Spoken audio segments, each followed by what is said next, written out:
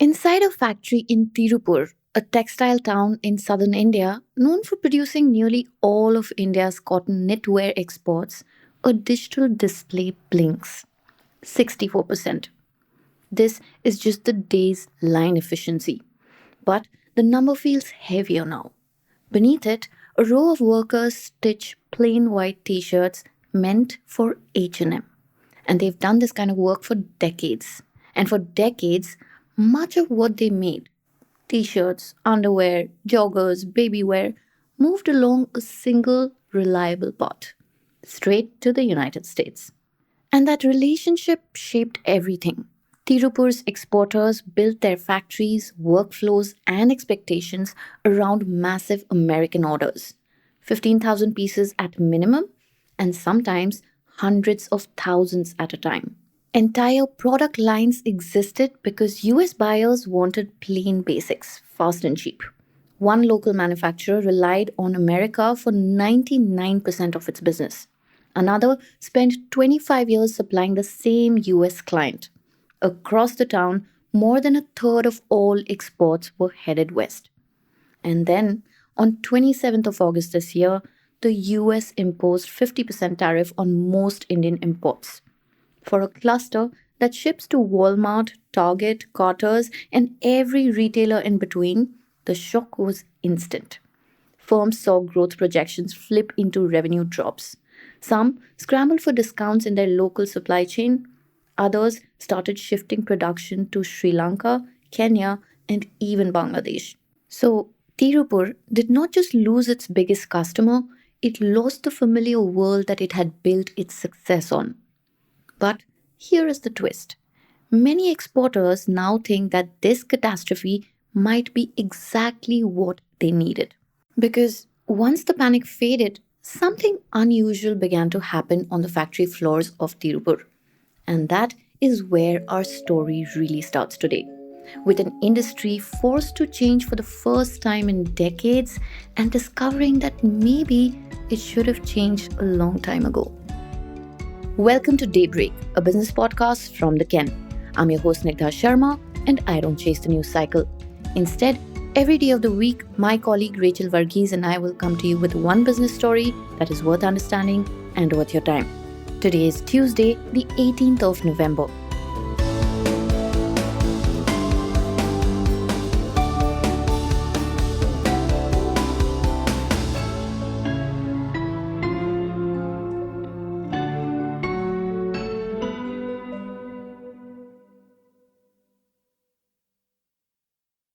You see, the machines in Tiruppur never really stopped.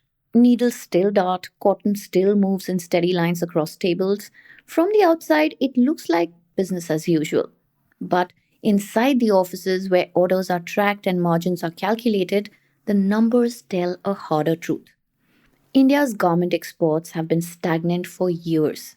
Labor shortages, lower productivity, and rising wages have made the country less competitive. Even before the tariff, major American buyers like Walmart and Target were shifting towards cheaper countries like Vietnam and Bangladesh, where garment workers earn around 9,000 rupees a month, which is far below India's 16,500. So the tariff didn't really create the problem, it just ripped off the bandage. KPR, one of India's biggest knitwear suppliers, used to send around 20% of its exports to the US. Now, it expects that figure to drop into single digits. And the plan is to pivot sharply towards Europe. And they are not alone. Across Tiruppur, which is a town of nearly 900,000 people, manufacturers are doing the same. For companies whose entire identity revolved around the US market, this is a dramatic shift. Saundara Knitwears, which relied on America for 99% of its revenue, quickly negotiated 5 to 10% discounts along its local supply chain just to stay afloat. A leading baby wear manufacturer, completely dependent on the US, decided to shift 30% of production to Sri Lanka as protection against future shocks. Another major exporter has begun stepping away from massive US clients like Walmart and is in serious conversations with European retailers like Tesco and Next. Now, this re-evaluation is not just limited to Tamil Nadu. Similar shifts are underway in Mumbai and in Kerala. Exporters now admit that for years they did not diversify because US orders were simply too comfortable. A single American order could keep a factory busy for 2 months. European orders, in contrast, are smaller, usually 2,000 to 8,000 units, and harder to navigate. And before the tariff, duty free access made sticking with the US even more appealing. And that comfort came with consequences. Sondara, for example, expected 20 to 25% growth this year. Instead, it faces a 25 to 30% revenue decline. The company now plans to shift 40 to 50% of its business away from the US within 5 years. Kitex Garments in Kerala has already reduced its US exposure by 9% in 1 year. So, where is everybody going? Europe has emerged as a leading alternative. Australia, the Gulf, and Russia are also gaining attention. The upcoming India UK Free Trade Agreement, expected to take effect by January, could level the playing field with Bangladesh and Vietnam, which are countries that already enjoy duty free access. There is another key difference. Exporters say that European clients actually negotiate differently. They are more flexible, more open to discussions. One babywear exporter said that a boutique brand from Europe even granted extra lead time on an order, something which is unheard of with US buyers. Still, the pivot is not easy. Europe is fragmented and recession hit. Finding new clients takes 1 to 2 years, and because orders are smaller, replacing one big US buyer requires multiple European ones. Yet, the optimism is creeping back. Tiruppur's Exporters Association expects shipments to the UK to double next year. A second generation exporter summed up the shift to my colleague Valli Vikram while pointing out at a framed ESG certificate on his factory wall. They said, "For 25 years, my father shipped t shirts to the same US buyer. Now I'm building my career by exploring Europe. It is harder, but it is safer." So, for a town facing its biggest crisis in years, this mindset marks a turning point. For more on this, stay tuned.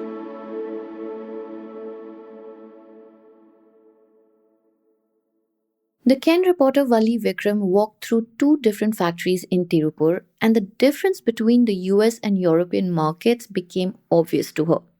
In a unit producing for American buyers, workers churn out navy t shirts and black joggers, plain cotton bulk basics. Printing and value addition often happens after the garments reach the US. Whereas just across the town, a unit serving Europe moves at a slower pace. A worker might spend an hour sewing translucent pearls with the word love on a pastel t shirt. For example, a recent order required a lace hem, a yellow crochet flower, and a Chanel embroidery on women's t shirts. Another used color change fabric that shifts from maroon to orange with moisture. This is the transformation underway. As exporters pivot to Europe, their product mix is evolving too. The US still has big buyers like Gap, but Europe has boutique labels, mid sized clients that simply do not exist in the American market. Eastman Exports, for example, supplies mass market Gap in the US, but also boutique brands in Europe. Styles also differ sharply across regions. American brands prefer bright colors, reds and oranges, and big, bold logos. European buyers, on the other hand, want subtle branding, muted tones, pastels, and unique silhouettes. KPR's Italian clients prefer asymmetrical cuts in women's wear. There is also a growing demand for fabrics beyond cotton: modal, viscose, seersucker. For instance, Perle Textiles, which supplies to European brands like Mayoral and We, says that these buyers want premium stitching and new materials. Even sizes vary. For US orders, Saundara, for example, produces nightwear up to 6XL or 7XL. European clients rarely exceed 2XL. But Europe's interest comes with resistance.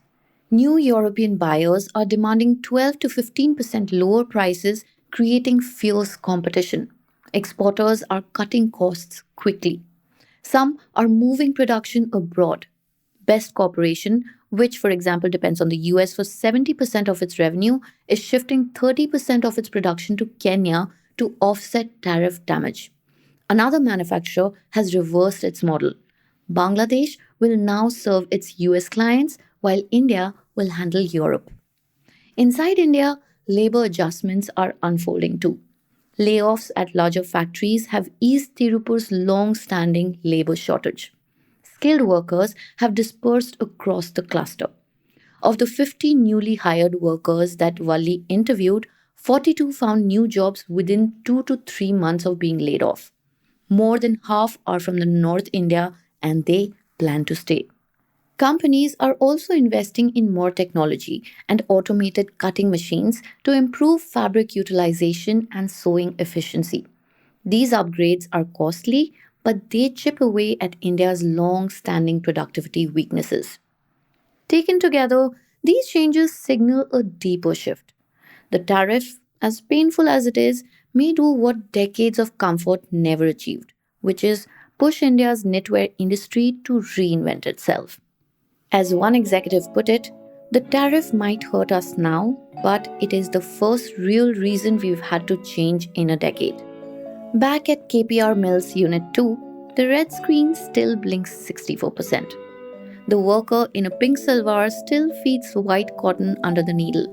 But the destination tag for those t-shirts is different now. And so is the future that she is stitching towards.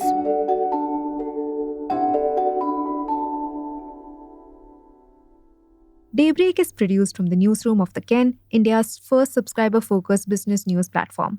What you're listening to is just a small sample of our subscriber-only offerings, and a full subscription offers daily, long-form feature stories, newsletters, and a whole bunch of premium podcasts.